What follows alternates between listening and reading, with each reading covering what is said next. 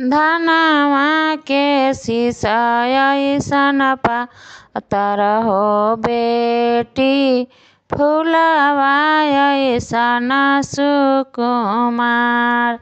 धनवा के शीशा ऐसन पातर दुलरै तो बेटी, फूलवा ऐसन सुकुमार। सभावा बैठल तोहु पापा अपन पापा, देहो पापा जोड़ी बांध लगाए। सभावा बैठल तोहु चाचा अपन चाचा, देहो चाचा जोड़ी बांध लगाए।